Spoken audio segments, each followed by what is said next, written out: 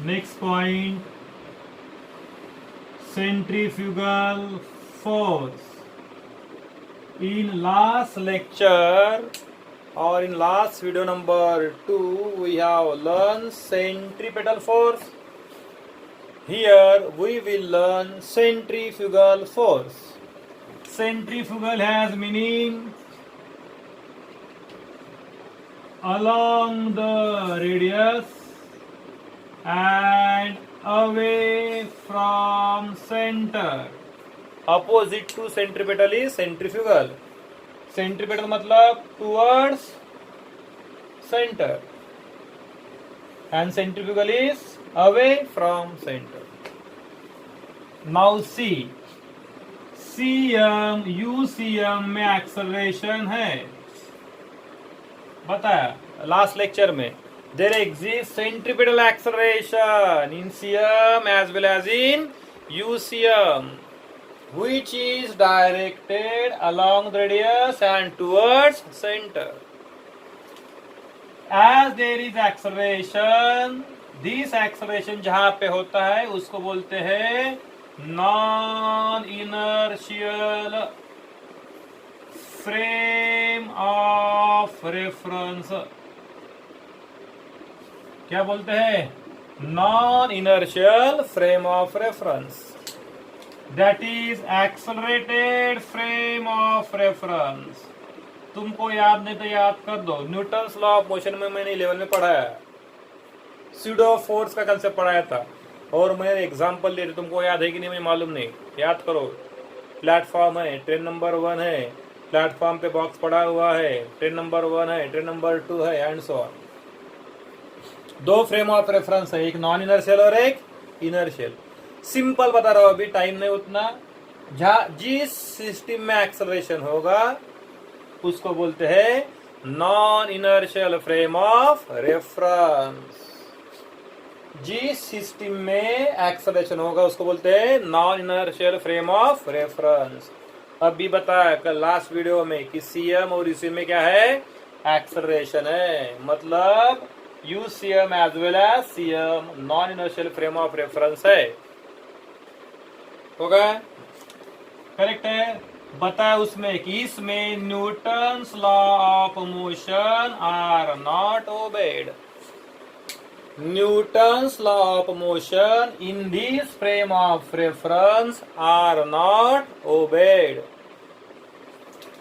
In order to obey these laws, we have to assume force called as pseudo force. क्या बोला समझ में? शुरुआत कैसे गया देखो समझ में. सीएम यूसीएम में क्या है? एक्सेलरेशन है. मतलब इस सिस्टम को बोलते हैं non inertial frame of reference. That is accelerated frame of reference. कि जिसमें न्यूटन्स लॉ ऑफ मोशन ओबे नहीं होते. क्यों नहीं होते भी 11 में बताया भी हो. Newton's law of motion are not obeyed. To obey these laws you have to assume force called as pseudo force. मतलब it is not a real force. It is not a real force, it is fake force. इसको दूसरा नाम क्या है? Fake force. So what is pseudo force in UCM? इस pseudo force को specially नाम दिया गया है कॉल्ड एज सेंट्रीफ्यूगल फोर्स. तीसरी बार बता रहा हुआ. CM as well as UCM acceleration है उसमें. मतलब it is accelerated frame of reference कि जिसमें Newton's law of motion are not obeyed. In order to obey these laws you have to assume force. In order to obey these laws, you have to assume force called as pseudo force. This pseudo force in CM as well as UCM is called as centrifugal force. So how to define a pseudo force in UCM? Not real, it is fake force. A pseudo force in UCM which is directed along the radius and away from center. is called as centrifugal force.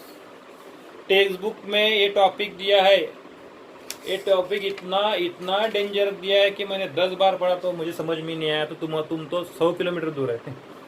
कितना क्या बोला उनको, कोई link ही नहीं लगती उस statement में, इसलिए मैं जो बोल रहा हूँ वो अच्छी तरह सुनने का। टेक्स्ट बुक में टॉपिक दिया है, कौन सी लैंग्वेज है उनको ही मालूम है, but I am telling in simple manner. What is centrifugal force? A pseudo force in UCM which is directed along the radius and away from center. तुम लोग पढ़ेंगे तो तुमको पता चलेगा कि सर के लेक्चर ही बढ़िया है to understand. Fine. Pseudo force in UCM which is directed along the radius and away from center is called as centrifugal force. Fine. ये डेफिनेशन में ही है, क्या है कि it is not a real force. Fine. इसकी direction away from centre. Fine. Magnitude same as that of centripetal force, same as that of centripetal force. So F equal to mv square by r equal to mv omega equal to mr omega square. Examples देने होंगे तो पहला 2-3 example तुम्हारे काफी है। When vehicle moving along horizontal road, क्या बोल रहा हूं मैं? When vehicle moving along horizontal road moves along circular path, passengers in vehicle experiences outward pull. Passengers in vehicle experiences outward pull along the radius and away from center. That outward pull is nothing but centrifugal force. That outward pull is nothing but centrifugal force. ये तुम लोग experience कर सकते हैं। क्या करो, vehicle है, note that vehicle को एक्सीलरेशन चाहिए। सपोज ये व्हीकल है, बस 15-20 के स्पीड से जा रहा है, 20 के स्पीड से यहाँ से शुरू किया, 20 के स्पीड से जा रहा है यहाँ तक, तुमको ये कुछ एक्सपीरियंस नहीं होगा, ये तुमको कुछ एक्सपीरियंस नहीं होगा, एक्सीलरेशन चाहिए व्हीकल को। तो क्या होते हैं, जो पैसेंजर बैठे हुए हैं ना, आउटवर्ड पुल एक्सपीरियंस करते हैं। करेक्ट है। ऐसा एक बैठा है और मेरे बाजू में इधर बैठा है, जब व्हीकल टर्न लेगी ना तो उसकी तरफ रख ले जाओगा, ऐसा उसकी तरफ ऑटोमेटिकली जाओगा, because of inertia along away from centre. जब राइट टर्न लेंगे और ये सेंटर ऑफ सर्कल है, तो passenger will move away from centre towards left. मतलब लेफ्ट टर्न लिया तो राइट की तरफ जाएंगे पैसेंजर्स, और राइट टर्न किया तो लेफ्ट की तरफ पैसेंजर जाएंगे, along the radius and away from center. That is called as centrifugal force. समझ में? Best example. दूसरा एग्जाम्पल, ये डिस्क है। What is this? डिस्क। ये है डिस्क, रोटेट हो रहे about its axis, it is rotating about axis. तुम लोगों ने यहाँ पे कॉइन रखा है, क्या रखा है? Coin. When this starts its motion, ये जो कॉइन है, coin moves away from center along the radius. It moves away from center along the radius because of centrifugal force. It moves away from center because of centrifugal force. समझ में? यहाँ पे coin right की तरफ जाएगा, क्यों? Centrifugal force.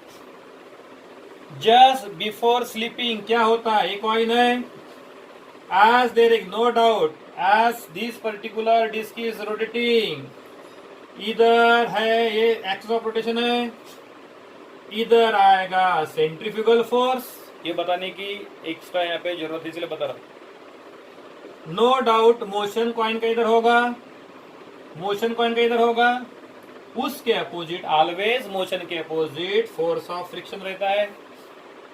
This called as force of static friction, this called as force of static friction because it opposes the motion of this coin. So here centrifugal force और force of static friction एक दूसरे को balance करते हैं before slipping. After that when coin will slip, no doubt this centrifugal force must be more than force of friction. So here as you have learned, नहीं learn किया तो learn करो, force of friction equal to centrifugal force. Force of friction is given by mu mg and centrifugal force is given by m r omega square. Equation हो जाएगा,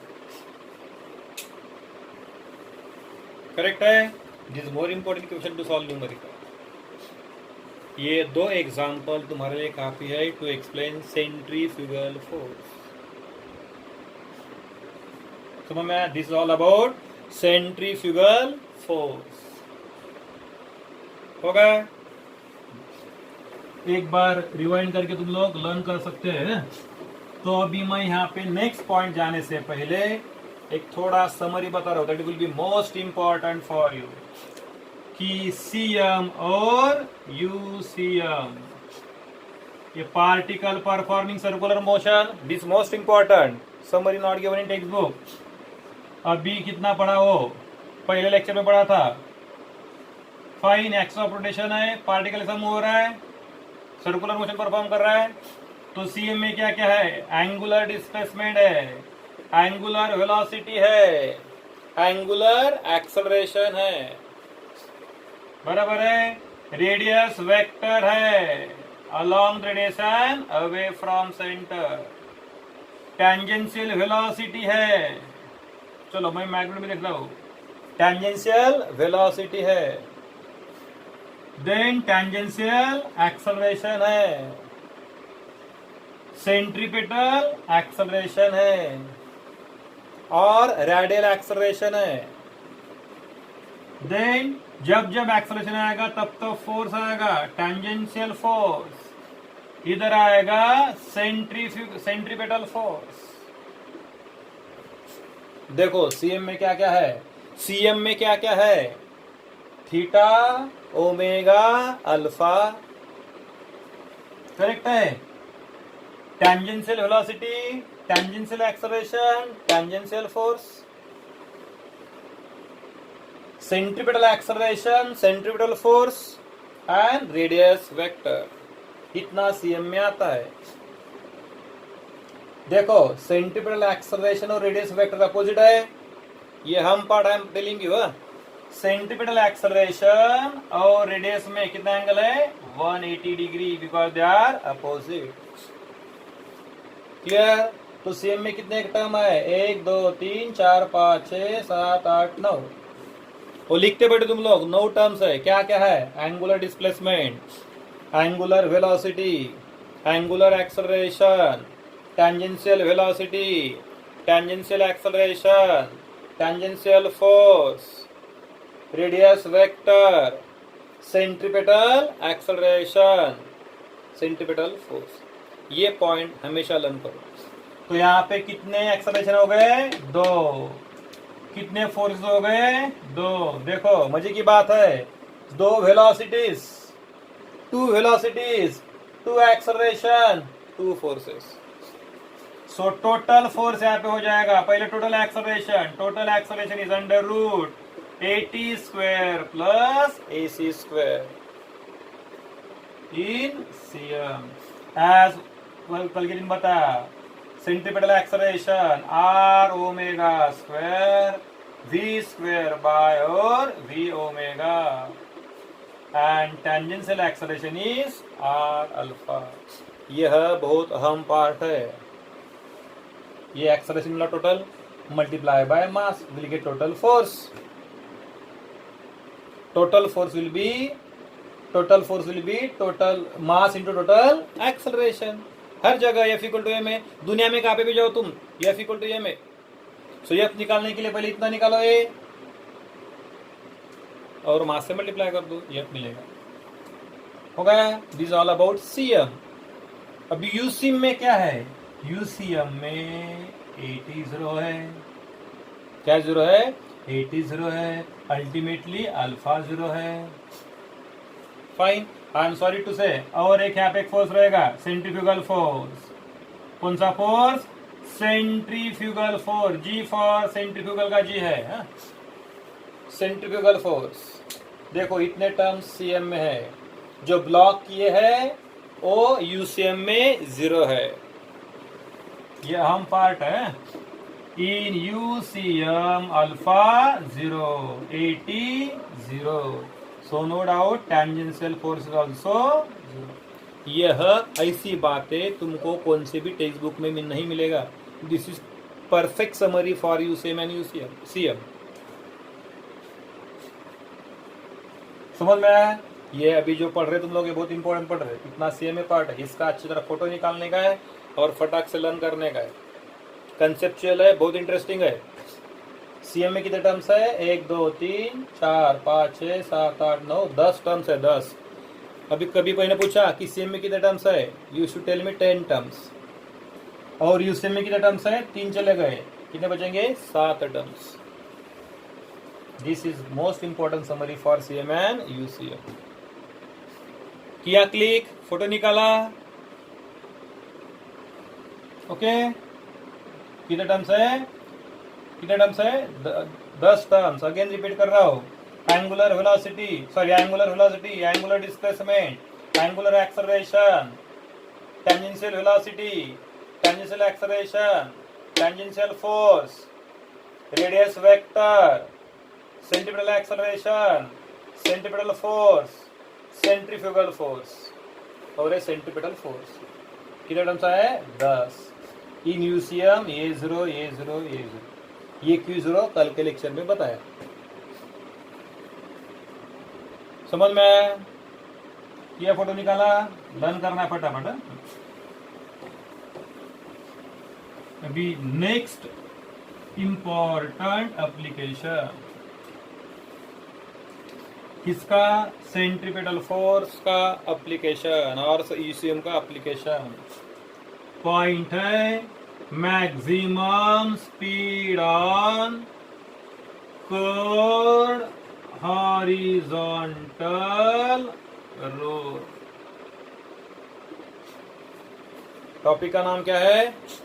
maximum speed on curved horizontal road. तुम लोगों ने देखा होगा ये curve road है, ये सेंटर ऑफ सर्कल है और रेडियस है ये आर, सर्कुलर पाथ का. Vehicle is moving on curve road. तो ऑब्जर्व करो, इधर और इधर बाजू में यहाँ पे रहता है बोर्ड रहता है. बोर्ड कॉशन स्पीड लिमिट इतना 30 40 50 जो भी होगा. यहाँ पे से बोर्ड रहते हैं. Caution speed limit on curve road कितना. वो कैसे निकालते हैं वो यहाँ पे देखेंगे. अभी टेक्स्ट बुक में एक्चुअली फिगर ऐसा होना चाहिए था कि यहाँ पे व्हीकल था. करेक्ट है? ठीक है. ये व्हीकल मूव हो रहे हैं, यहाँ पे दिखा रहा हूँ as per textbook. This is vehicle moving along curve horizontal road. वो कितने महान है टेक्स्ट बुक वाले. ऐसा दिखा रहे तो कुछ फर्क पड़ता था. अभी ये और एक ही है, कर्व हॉरिजॉन्टल रोड है. This centre of circle radius कितना है? आर. हो गया? समझ में? यहाँ पे दिखाओ और यहाँ पे दिखाओ, नो प्रॉब्लम. अभी मैं यहाँ पे इतना नहीं लिखता.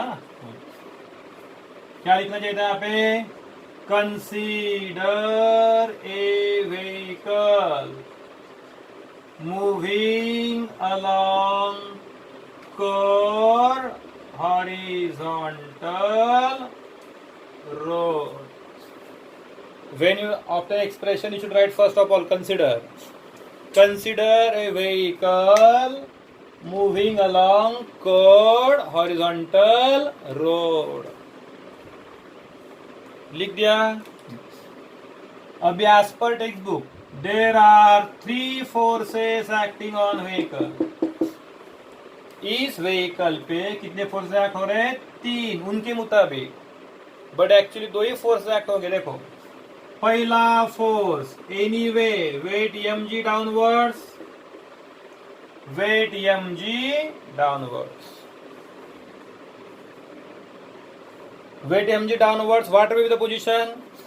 और दूसरा नॉर्मल रिएक्शन 4300 बार बताया। Normal reaction always perpendicular to surface. ऐसा सरफेस है, दिखा दे रहा है, ऐसा सरफेस होगा तो नॉर्मल रिएक्शन। इस सरफेस को परपेंडिकुलर अपवर्ड। तुम लोग बोले सरफेस ऐसा तो नॉर्मल रिएक्शन ऐसा, तुम लोग बोलेगे सरफेस ऐसा तो normal reaction like this. Surface को परपेंडिकुलर रहता नॉर्मल रिएक्शन। तो ये सरफेस है, उसको परपेंडिकुलर हो गए 2 फोर्सेस। अभी उन्होंने ऐसा बोला है थर्ड, अभी उनके मुताबिक मैं जाऊंगा force of friction. Force of friction common sense की बात है। Force of friction between road surface and tyre होता है। Force of friction between road surface and tyre, according to my knowledge, ये फोर्स ऑफ फ्रिक्शन क्रिएट होता है, act नहीं होता बॉडी पे। इसलिए मैंने बोला कि 2 ही फोर्सेस बॉडी पे एक्ट होते हैं। कौन सा? वेट mg और नॉर्मल रिएक्शन m। ये फोर्स क्रिएट हुआ because of this mechanism, but let it be. ये फोर्स क्रिएट हुआ, ये फोर्स एक्ट नहीं होता। This is force of static friction. This is force of static friction. Fine, कितना? Fs। So 3 force act हुए, एक upward, surface को upward perpendicular, weight mg downward, और force of friction. Force of friction which acts as centripetal force because उसकी direction along radius and towards center है। Force of friction is along radius and towards center, so it acts as centripetal force। तो मैं यहाँ पे लिख दूं, और no doubt motion horizontal है, मोशन हॉरिजॉन्टल है। यहाँ पे व्हीकल कुछ डांस नहीं कर रही, ऊपर नीचे डांस कर रही क्या? नहीं। So vertical forces must get cancel with each other. So n must be equal to what? mg। And force of friction must act as centripetal force. एकदम सिंपल कंसेप्ट है, सिंपल ही कंसेप्ट है। Weight mg is balance by normal reaction. Balance मतलब cancel, क्योंकि यहाँ पे vertical forces cancel होना ही चाहिए, क्योंकि मोशन इज हॉरिजॉन्टल मोशन है। बरोबर है, मोशन हॉरिजॉन्टल है ऐसा, नॉट वर्टिकल, तो cancel. And centripetal force is nothing but force of friction.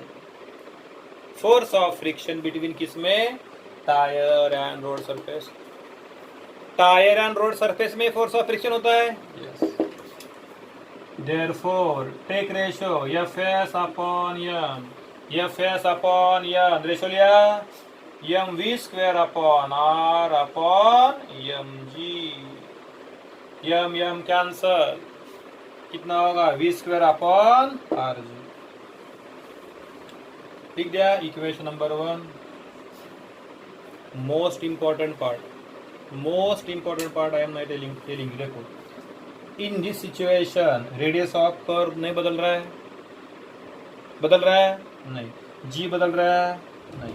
r नहीं बदल रहा, g नहीं बदल रहा। नॉर्मल रिएक्शन नहीं बदल रहा है, क्योंकि normal reaction nothing but weight. इस बॉडी का वेट क्या है? जादू से कम ज्यादा हो रहा है, उस बॉडी का वेट सेम ही है। सो नॉर्मल रिएक्शन नहीं बदल रहा है, मतलब n नहीं बदल रहा, r नहीं बदल रहा, g नहीं बदल रहा है। Yes, velocity can change. 20 का होगा स्पीड तो तुम लोग 30 कर सकते हैं, 30 का 10 कर सकते हैं, मतलब v can change.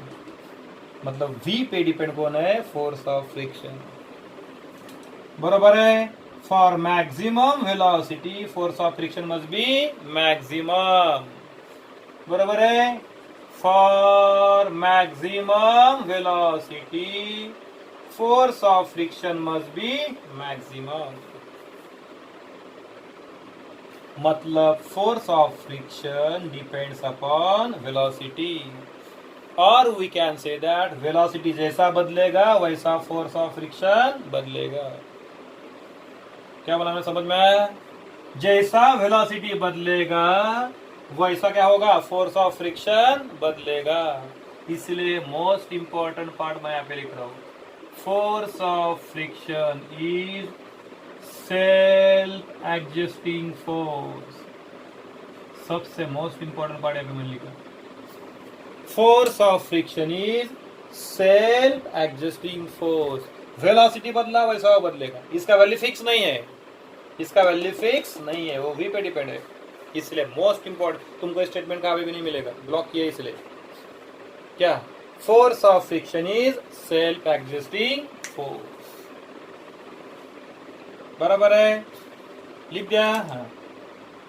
Now in this case force of friction is given by mu s into n. Force of friction is given by equal to mu s into n. A maximum value है force of friction की equal to force of friction equal to कितना? mu s into n. चलो मैंने यहाँ पे लिया है mu s into n is what? Maximum value of force of friction because we want maximum velocity. Question में क्या देखो? Maximum speed. So what is maximum value of force of friction? Mu s into n. So equation number 1 gives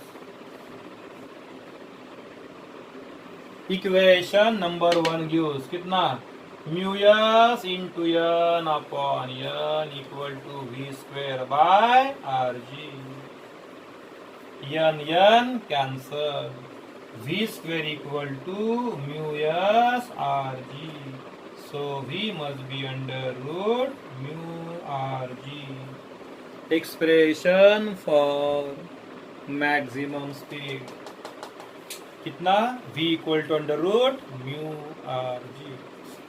देखो r curve का radius, एक curve का radius तुमको मालूम होगा. से फॉर एग्जाम्पल 2 मीटर. वो तुम लोग नहीं बदल सकते. तुम लोग बोलेंगे हम लोग बदल सकते हैं, उसको 2 का 4 कर सकते हैं. करो फिर वो 4 मीटर करने के लिए तुमको 6 महीने लगेंगे. जो करना होगा तो गवर्नमेंट का परमिशन लेना पड़ेगा. तो ही आर बदलेगा. So r you can not increase. G fix है. अरे मैं म्यू बी मैक्सिमम लिया है मैंने. म्यू कितना लिया है? Maximum 0.99. At that time get maximum velocity. ये सब काउंट करके, ये सब वैल्यू डाल के ये स्पीड निकालते हैं. और यहाँ पे लिखते हैं caution speed limit 30 kilometre per hour. ये कुछ लिया और टाइम पास नंबर नहीं लिखा. यहाँ पे कुछ टाइम पास नंबर नहीं लिखा. वो रेडियस ऑफ कर्व कैलकुलेट करके लिखते हैं. क्या बोला समझ में? ये रेडियस ऑफ कर्व कितना है? जितना रेडियस ऑफ कर्व ज्यादा होगा उतना यहाँ पे नंबर ज्यादा आएगा, क्योंकि जी फिक्स है. और म्यू एवरेज तुम लोग ले सकते. चलो मैंने एवरेज लिया 0.9 की जगह 0.5 लिया. तो 0.5 मालूम है, जी मालूम है. आर जैसा बदलेगा बढ़ेगा वैसा भी बढ़ेगा. तो रेडियस ऑफ कर्व जितना ज्यादा होगा उतना वेलोसिटी ज्यादा. सो कॉमन सेंस की बात है. प्रैक्टिकल में बताता हूँ. देखो एक कर्व ऐसा है और एक कर्व ऐसा है. तो यहाँ पे 40 का स्पीड होगा, तो यहाँ पे 40 का बिल्कुल भी नहीं होगा. यहाँ पे 20 का ही होगा. 40 से स्पीड पे ना बेटा, तुम लोग इस पे 40 का स्पीड जाएगा ना तो राम नाम सत्य हो जाएगा तुम्हारा. क्या बोला हमें समझ में आया? इस कर्व में स्पीड कितना है तुम्हारे पास? 40. अभी कर्व मतलब रेडियस यहाँ पे कम कर दिया. तुम लोग इसी स्पीड से नहीं जा सकते. Speed must be less. तुम लोग उसी स्पीड से जाएंगे तो राम नाम सत्य है. You will get along tangent. समझ में? That's why this most important part है. क्लियर हो गया? एकदम सिंपल क्लियरली बताया. करेक्ट. मोर एक्सप्लेनेशन दिया है फास्ट। क्वेश्चन क्या है again, maximum speed on curve horizontal road लिखा, consider vehicle moving along curve horizontal road.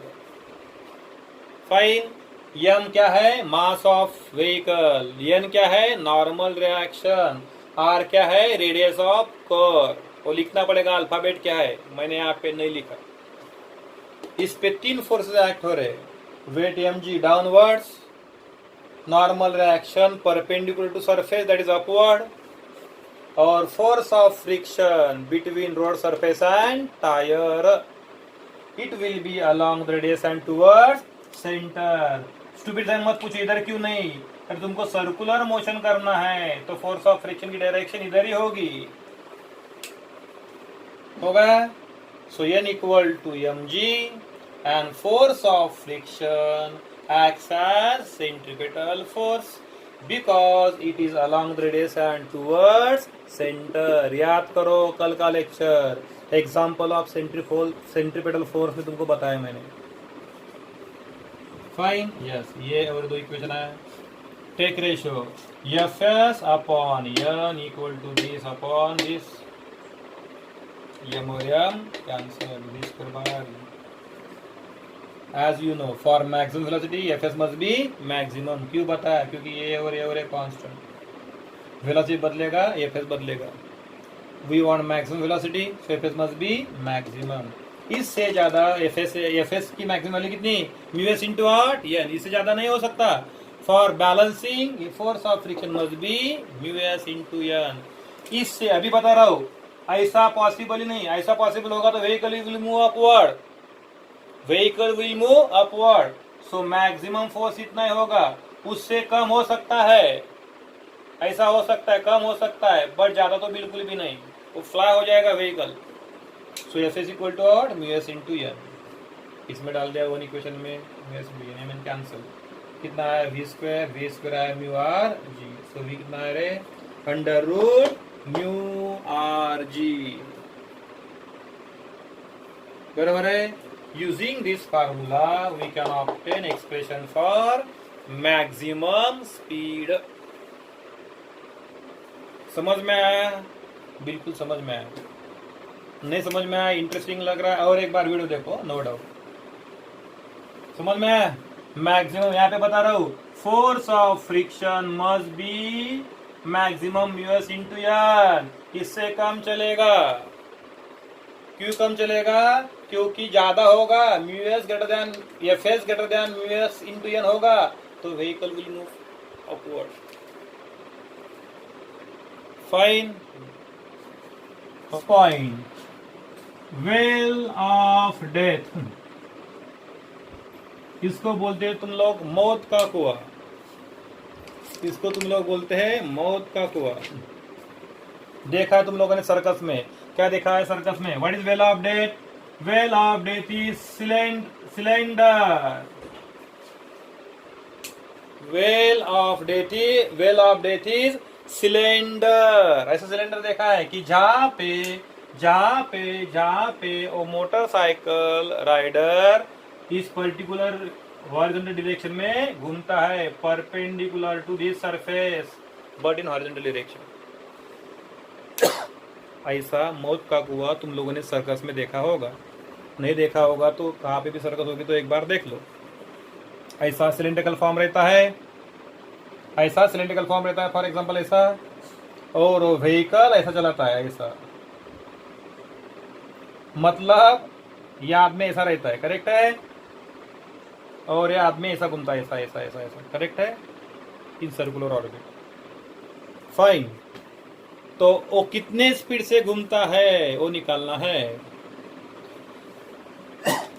तो देखो यहाँ पे व्हीकल है, 2 व्हीलर है, और आदमी हॉरिजॉन्टल है, ऐसा है आदमी, करेक्ट है, ऐसा आदमी, और ये व्हीकल है। तो यहाँ पे कौन कौन से फोर्स एक्ट हो गए, without any hesitation, weight mg, और ये सरफेस है, सरफेस को परपेंडिकुलर नॉर्मल रिएक्शन, मूर जैसा मत बोलो सर, सरफेस को पर नॉर्मल रिएक्शन इधर क्यों नहीं, क्योंकि मोशन उधर हो रही, तो नॉर्मल रिएक्शन उधर ही चाहिए था। पहला फोर्स कौन सा, वेट mg डाउनवर्ड्स। देन दूसरा नॉर्मल रिएक्शन, कैसा, perpendicular to surface. How is normal reaction, perpendicular to surface. तीसरा दिमाग है क्या, ओ व्हीकल नीचे नहीं आ रही, व्हीकल नीचे आ रही क्या, नहीं घूम रही व्हीकल, क्यों, क्योंकि इसको बैलेंस करने के लिए ऊपर फोर्स ऑफ फ्रिक्शन है, फोर्स ऑफ स्टैटिक फ्रिक्शन बोलते हैं, because it opposes weight mg। ये फोर्स ऑफ फ्रिक्शन बोलो और स्टैटिक फ्रिक्शन बोलो, no problem. Force of static friction क्यों, क्योंकि वो मोशन को अपोज कर रहा है। होगा, अरे ये फोर्स ऑफ फ्रिक्शन नहीं होगा तो व्हीकल नीचे, वो बेचारा ऊपर लेके जाएगा तुरंत नीचे, ऊपर लेके जाएगा तुरंत नीचे, एफएस नहीं होगा तो। और fourth point we know there exist centrifugal force along the radius and away from center। अभी भी पढ़ा, ये सर्कुलर मोशन है तो along the radius away from center there exists centrifugal force। हो गए 4 forces. So here no doubt ये vehicle नीचे नहीं आ रही, व्हीकल नीचे आ रही नहीं आ रही। सो weight mg must be balanced by force of friction। So weight mg must be what, fs। बराबर है, weight mg nothing but fs। ये दोनों बैलेंस होने ही चाहिए, because motion is horizontal, motion is not vertical, motion is horizontal. So mg और fs should be get cancelled। And normal reaction N must be nothing but centrifugal force। That centrifugal force is mr omega square or mv square by r, your wish। Correct है, चलो उन्होंने mv square by तो mv square by नहीं, mv square by r बराबर है। This को balance करेगा, ये एक दूसरे को बैलेंस कर रहा है, एक दूसरे को बैलेंस नहीं कर रहा है। N act as centrifugal force, equal लेना पड़ेगा, बराबर है। बट वी नो दैट, अभी बताया, फोर्स ऑफ फ्रिक्शन की मिनिमम वैल्यू होती है mu s into n. Force of friction has minimum value mu s into n. But what is f s, mg less than equal to mu s into what is n, n is mv square by r। हो गया, ऐसा ही होना चाहिए। mg must be less than this for, mg इससे equal और less होना चाहिए। ऐसा होगा तो लफड़ा होगा। क्या लफड़ा होगा, वो व्हीकल नीचे चले जाएगी। mg should be less than or equal to this force। Greater than होगा तो व्हीकल नीचे चले जाएगी, there will be no circular motion. तो ये लेस देन हुआ और क्या होगा, इक्वल टू, लेस देन होगा और इक्वल टू, यम कैंसल, इधर जाएगा, r g less than equal to mu s into v square, therefore v square greater than equal to r g by mu, बराबर है। Therefore, V minimum must be equal to root Rg by mu। Minimum लिया, देखो ये minimum लिया, ये equal to है कि नहीं, मिनिमम लिया, ये इक्वल टू नहीं लिया तो फिर ऐसा लेना पड़ेगा, मतलब ग्रेटर देन हुआ। सादी सी बात बाबा, सिंपल बात है, सिंपल। इक्वल टू लिया तो मिनिमम हो जाएगा, क्योंकि इक्वल टू नहीं लिया तो ग्रेटर देन हो जाएगा। इसलिए मैंने क्या कर दिया, ग्रेटर देन छोड़ दिया, सिर्फ क्या लिया मैंने, इक्वल टू लिया। जब मैं इक्वल टू करूंगा तो मुझे यहाँ पे मिनिमम लेना लिखना जरूरी है। So this gives formula for minimum velocity with which vehicle must be move along circular path. इससे कम वेलोसिटी होगा सपोज इसका वैल्यू 100 आया, 100 के आगे 200 चलेगा बट 90 नहीं चलेगा। 90 होगा तो vehicle will skid and there will be no circular motion. Is too good. समझ में आया? फास्ट रिकैप करो। Well of death. Well of death क्या है? सिलेंड्रिकल ऑब्जेक्ट है कि जिसमें व्हीकल मूव हो रही हॉरिजॉन्टली, नॉट वर्टिकली है। एक आदमी है और व्हीकल मूव कर रहा है, करेक्ट है। उस आदमी पे इतने फोर्स एक्ट हो गए। कौन सा? Weight mg downwards. Normal reaction perpendicular to surface 4000 बार बताया। तीसरा force of friction opposite to weight mg and centrifugal force along the radius and away from centre. ये एक दूसरे को मार डालेगा। ms equal to fs equal to mg and normal reaction और centrifugal force must be same. Centrifugal force का formula very simple. We know force of friction Fs is less than equal to what? Mu s into what? N. Minimum value, maximum is mu s n. उससे ज़्यादा नहीं हो सकता। Fs is mg and mu s into that is n. N is m square by r. ये और ये cancel. r इधर गया। So v square greater than equal to rg by mu. So take minimum value. So v minimum equal to under root rg by। बढ़िया है। यहाँ पे रट्टा मारने की जरूरत नहीं, कंसेप्ट क्लियर करो। रट्टा मारा, आज के दिन रट्टा मारेंगे, 4 दिन के बाद में गायब। समझ में? पहले अंडरस्टैंड करो, कंसेप्ट क्लियर करो। कंसेप्ट क्लियर किया, अभी तुम्हारा कंसेप्ट क्लियर होगा ना बॉस, तो तुमको 2 दिन के बाद में पूछो, 15 दिन के बाद में पूछो, 2 महीने के बाद में पूछो, कंसेप्ट आना चाहिए। क्या ये इसको बैलेंस कर रहा है और इसको बैलेंस कर रहा है, खत्म। 2 मिनट का भी काम नहीं, कंसेप्ट समझ में आया तो लर्न करते बैठेगा तो 2 घंटे मिलेंगे। हो गया? अभी इसको अच्छी तरह लर्न करना है, अंडरस्टैंड करना है। नहीं समझ में आया, go on asking me doubts. We will conduct test on this topic only on Saturday, क्योंकि फिर ये पीछे रह जाएगा। करेक्ट? फाइन।